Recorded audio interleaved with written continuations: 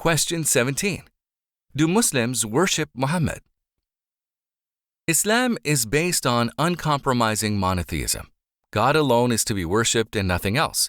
So Muslims cannot worship Muhammad, peace be upon him, or any other human being. The basis for this misconception actually comes from the early Orientalists who called Islam Mohammedanism, implying that Muslims worship Muhammad. Like all prophets, he was a man, and despite his extraordinary accomplishments, he never claimed divine status.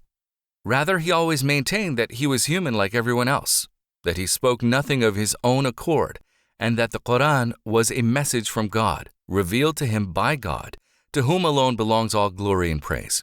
He never took personal credit for any success. All the principles he taught, the legislation he pronounced, and the great achievements for which he could have attained personal renown and advantage were attributed to the guidance and support of God alone. Muslims strive to follow the example of Prophet Muhammad, peace be upon him. Additionally, Islam teaches Muslims to respect all of God's prophets and messengers.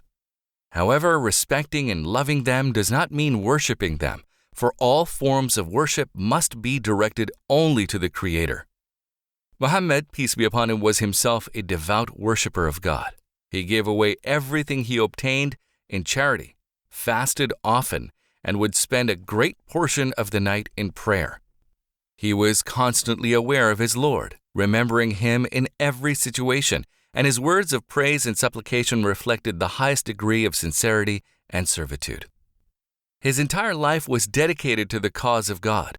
He called on people to worship God alone and insisted that they referred to him as merely a slave of God, telling his followers, "Do not exaggerate in praise of me as the Christians did with Jesus, son of Mary. I am only his slave, so say, the slave of Allah and his messenger."